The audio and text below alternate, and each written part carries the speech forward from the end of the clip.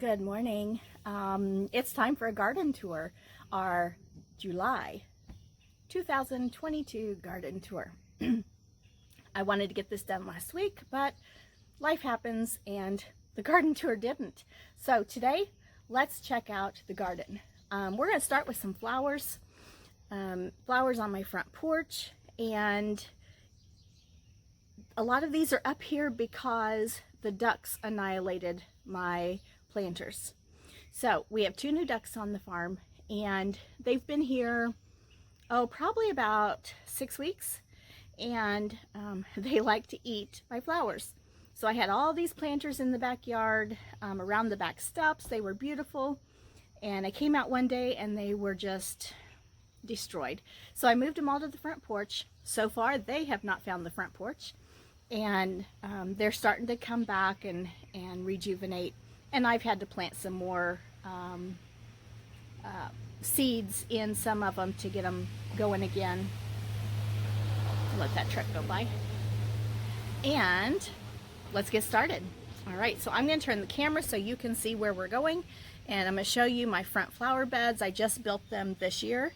And, well, actually, I put the bricks in last fall, or late last summer, and then got them all planted this summer. So I'll show you that, and then we'll go on down the drive.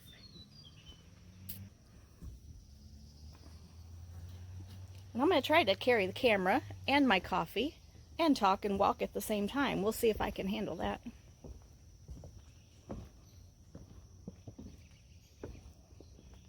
All right, so here's one of the beds. I kind of like wild flower beds. I do like straight lines as far as like the border around it, but then I like to have lots of different things planted and let them get big and go crazy. So in here I've got some hostas, some irises. You can see the hostas are blooming now. The irises have already bloomed. I have some zinnias in here, but I think that it's probably not sunny enough for the zinnias. They're taking a really long time to get started. Some lilies, some columbine, some I think it's called Lisianthus, but they've already bloomed and kind of fell over. A planter here on this old school chair. I'm planning on this fall putting in some hollyhocks. I have the seeds, just waiting for it to get a little cooler to put them out. On this other side, I'm afraid the sunshine's going to be a problem. More columbine, some sedum, more zinnias. Some, can't remember what that is. Oh, that was a perennial dianthus. It's already bloomed and kind of died back. Hostas, irises, zinnias. I have a calendula in here. I have 4 o'clocks in here, but I just think they're not getting enough sun. And then on this other side, oh, and my little cardinal planter, my dear neighbor gave, or not planter, but lantern. My neighbor gave me that. Some hostas over on this side. So when we moved here 2.5 years ago, I had to leave most of my plants. So one thing I was able to dig up and bring with me are the lilies that's in that other bed and some of these hostas. And I just kind of plopped them down here alongside the deck to keep them safe until I could get them planted elsewhere. But I kind of liked where I put them, so I left them. And when we got here, we found that there are so many hostas on this property. There's a woodland garden, well, I call it a woodland garden on the back part of the property. Lots and lots of perennials back there. And I'm working on putting in some walkways and kind of organizing. I know I said I like a wild garden, but it's a little too wild. You can't even get in there without stepping on stuff. So I want to organize it a little bit better. Up here I've got my sweet potatoes in grow bags. I just planted this one a couple days ago. I had some potatoes sprouting in the house, so I thought, hey, I'm going to throw them in a planter and see how they do. We've got some more zinnias. This circle drive round bed was here when we moved in and taken over by periwinkle, which is beautiful when it blooms, but it is a, well, I call it invasive. And I'm working on ripping it out of here. Some of my herbs, chives and thyme. That thyme has been here for 2 years, doing great. I've got some big rocks, some big boulders I brought in from our other house that we have gotten on some of our travels. My favorite souvenir to bring back from a trip is a rock. And then, so we had some storms come through this morning, and the wind is blowing and stripping off the trees. Zinnias, hostas, some rhododendron, more dianthus and zinnias. Morning glory here in the middle on a little trellis. I've got a little chunk of lavender in there. These big stone, that big stone post, and there's another one over there by the zinnias. There's a house up the road called the Stone House, and what I've been told is that those stones were quarried from here, not far from here, and pulled over to build that house, and it was built, I think, in the 1800s. I'd have to double check to make sure, but it is a beautiful, beautiful home. All right, some more sedum. Now in this planter, I put in, I think it's called Rudbeckia or Rudbeckia. I can't remember for sure. I got it from Baker Creek. It hasn't been in there for very long, so I know it looks tiny, but it really is just getting started. Some more sedum, this big stump was here. I love it. Big rocks. I love the big rocks and the big stumps. The natural and organic way it looks. I have some yarrow and more sedum. All right, so that is my flower beds. We have a wildflower bed up close to the mailbox. It's a little overrun with grass right now, so I'm not going to show you that one. But in that one is irises, peonies, which I know those aren't wildflowers. There's echinacea and daisies, and some chicory, spiderwort, lots of fun wildflowers. So walking down to the garden, my helper's in the garden, Miss Daisy. This is going to look a lot different than my last garden tour. So here in the front, or at this end of the garden, I've already dug the potatoes, except for a few plants there at the end. And I will not plant potatoes in this ground again. This ground at this house is so hard and just not great soil. Great for grass, but not for potatoes. And I'll show you this sunflower. It is so beautiful. I can see this from my kitchen window, and it is just gorgeous. And it's covered with bees. All right. Hello, Miss Daisy. Hey, turn around here. Hello, sweet girl. How are you? Daisy likes to come to the garden each morning. We let the chickens out, and she heads this way. So let's look at our tomatoes. We do have several tomatoes on the vines. I can get in here and show you. There we go. This one is a yellow slicer. I don't remember what it was called exactly, but Scott loves yellow tomatoes, and so I made sure and put in a yellow slicer for him. We've got some zinnias and a calendula. That little bloom has about had it. This tomato plant Scott brought home from work. Somebody was giving some plants away, and we don't know what it is, so, but it's got lots of tomatoes on it. Here we've got a jungle of a tomato plant, or a cherry tomato. It has lots of blooms. There's a couple little cherries in there. The cherry tomatoes are definitely indeterminate, which means they grow like 6-7 foot tall. This one is an alpaca, which not sure I'll grow these again. They're not doing great. I have little nasturtiums in here in between the plants. Here's one of my celeries. I have about 4 celeries. I've got borage in between the plants. This is another cherry tomato. Oh, there's some little maters. Okay, basil in between.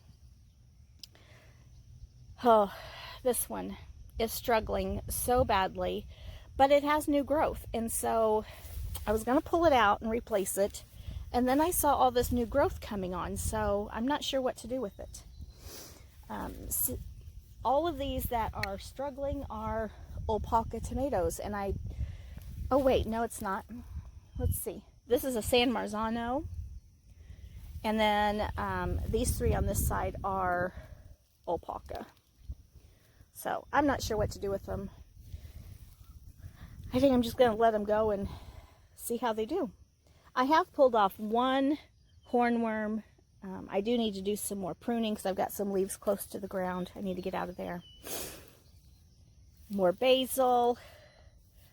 Those darn Japanese beetles have found my garden already and are eating up some of my stuff. Here's some more borage. I cannot wait for that to bloom. I've never planted borage before. I started all that from seed, so I'm excited to see it bloom. Here's the other side of that beautiful sunflower. It's taller than I am. It's got to be about probably 7 foot tall. And see this one here. Oh, there's a bee. Look at that one. There's 2 bees. The top of it has kind of fallen over, so I bet it's about 9 foot tall actually. Nasturtiums. Here's some more okra, or some okra. The bugs have really gotten to the okra, those Japanese beetles. Zinnias. Look at the color of this zinnia. It is so pretty. Lots of different textures. Oh, I get out here, my nose starts running. Peppers. Lots of peppers. So this first pepper plant was a gift from one of my students. One thing I've noticed this year about some of my plants, and maybe it's because of the heat, is they are just short and bushy. And I have not topped these peppers. So different kinds in here. I've got jalapeno, I've got sweet banana pepper, some bell peppers. I did come in with some weed fabric and straw and soaker hoses because I just could not keep up with the grass. And then I always use soaker hoses for watering. This one is kind of, let's see if we can stand it back up. Those storms this morning kind of knocked things over. That one is a banana pepper, and we've already had a couple peppers off of that one. And down here I've got some sweet potato vines. These were just some extra plants, so I thought I'll stick them out here. I don't know how that's going to go since the ground is so hard, but we'll see. Chamomile. My dill is so beautiful, but the storm kind of knocked it over. I'm hoping as the day goes on, it'll kind of stand back up. Carrots. Lots and lots of carrots. I was coming through here and picking out the grass, and I accidentally pulled some carrots. And this beautiful sunflower, the storm knocked it over, so I'm going to try to stand it back up, and I don't know, I might tie it to the trellis and see if that'll hold it. More carrots, more carrots, more carrots, more zinnias. In this empty spot, there was some kale. It just didn't do very well, and the birds really liked it. So I pulled it out, and just a couple days ago planted some beans, which I can see that some of the beans have come back up to the top of the surface, so I need to poke them back down. Zinnias, more beans. So far, we haven't gotten any beans. This beautiful sunflower fell on top of the beans. Let's see if I can flip this over a little bit so you can see it. George is going to check out my coffee. Hey, George! Look at this sunflower. It is so beautiful. This whole thing probably has, I don't know, 8 or 10 heads on it, and they all look like this. They're just gorgeous. Even the underside is gorgeous. I have some volunteer tomatoes coming up. I am sure those are cherry tomatoes. The cherry tomatoes I had last year were absolutely prolific, and I couldn't keep up with them. They would fall, and I'm sure that's what those are. So on the trellis, I've got pinto beans. I gotta show you this. Hey, George! George is wanting to play.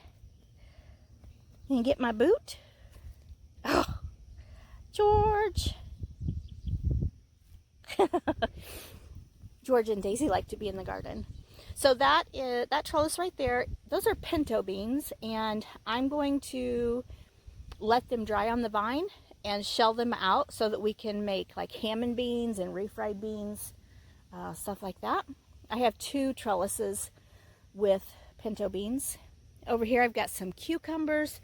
I can't remember what these were called. I think these were called maybe munchers. I've gotten several off of there. They're really good. And look at all those blooms. I have more cucumbers to go. Here on this trellis, I've got pole beans. Ow, George, let go. And I succession planted some more pole beans, so they're just getting started. And here, let me step over here so you can see it.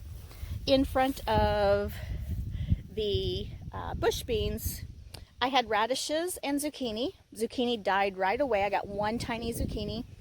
And we found that we don't like radishes. So I pulled them up, gave them to the chickens, and I filled in there with some bush beans that just a couple days ago. So they haven't had time to come up yet.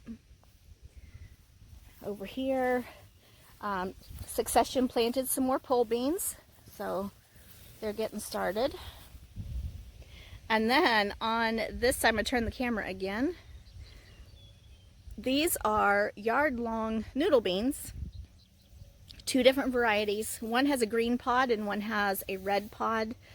I don't have any pods on there yet, but they have gone all the way to the top of the trellis. So I think those will be fun. Anxious for those to grow and bloom and grow, and we'll eat those. More cucumbers. This is a burpless variety. So delicious. First time I've grown these. My daughter Kelsey grows these and highly recommended them. So I thought I'd try them out.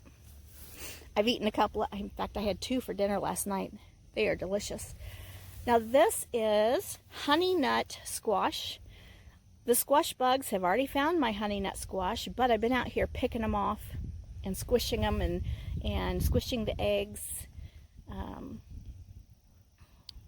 This is supposed to be a sweeter and smaller variety of butternut, and we do like butternut, so I'm anxious to grow these and see how they are. I have not grown these before. And then I have more of the pinto beans. These were succession sown, so they will be, they're not as big as the other plants. Then this grassy area I am standing in was I'll come over here so you can see it, was my new garden expansion part of it, and the grass took over. I just could not keep up, so I let it go back to the grass. And down here at the end, before all this went back to the grass, or on the edge, I guess, I planted my pumpkins. And so far, the squash beetles, or squash bugs, have not found the pumpkins, but the Japanese beetles have. So again, I've been picking them off. I've got, I don't know which plants are which, but I have miniature pumpkins, hoping to have enough to take to my classroom. I teach 1st grade, and one of the things I like to do at our fall party is paint pumpkins. And they put glitter on them, and oh my gosh, they have so much fun. I also have sugar pie pumpkins. This one is struggling. I think it just got too hot. And I only have had this straw in there for a couple of days.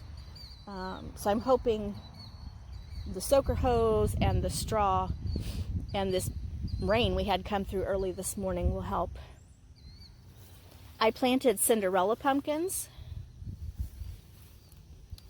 which is a short, kind of a flat, round, kind of it looks like it's been squished pumpkin, but they are edible, and sadly, this one almost died. I don't know if I can bring it back, but we'll see. And I had another one in here that did die. And I planted the Geet Okasama, I think that's how you say it, pumpkins. It's an elongated pumpkin, edible. I've seen good things about it, so I'm anxious to see if we can get some Geet pumpkins. Now, Pollination is a big factor, is the biggest factor. I have seen bees down here, so I'm hoping that all of these pumpkin blooms are getting pollinated. I don't have any baby pumpkins yet. And then, usually there's cows over there, but they're on the other side of the field. Such a beautiful place. And down here we have my berry bushes, which are just about finished. Raspberries. I need to cut out that old growth. And blackberries. Look at these blackberries. These are tame, thornless blackberries. I need to get out here and pick some berries. Delicious. Look at how many are on this plant. It's absolutely loaded, and that's just one plant. So excited. More down here. All right. And then over here to the side, I have my asparagus bed, which is so sad. I have not yet harvested anything from here. I actually transplanted this from our other house. I didn't even know if it would grow. I am going to move it because sometime this summer, I've already got the lumber bought. Sometime this summer, I'm going to start building raised beds. And my friend and church friend Mike brings me what I call magical dirt. It's composted cow manure. And we're going to fill those beds. I'm going to line them with cardboard and fill them with that magical dirt and start planting in there. This ground is just too hard. And next year I'm going to put my potatoes in containers or buckets maybe. But that is my garden. I think it's beautiful. I love to be out here in the morning. Oh, I love to be out here anytime, but especially early in the mornings. Here comes George the jungle cat coming through the tunnel.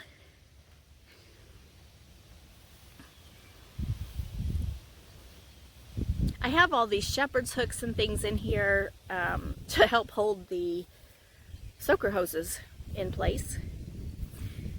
Oh, one thing I wanted to notice, I do trellis my peppers. Peppers don't necessarily have to be trellised.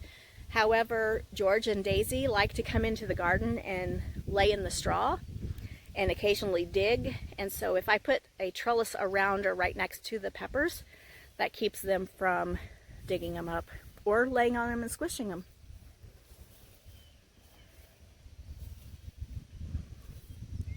All right, so let me turn the camera back around.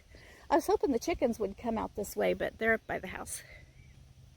All right, so there you have it, my July 2022 garden tour. I hope you enjoyed that. Let me know what you think, and please, please, please hit the like button. Share my video with somebody that might need some inspiration. And guys, grow something. Even if it's in a flower pot, grow something. It makes my heart happy. And subscribe to my channel. It doesn't cost you anything.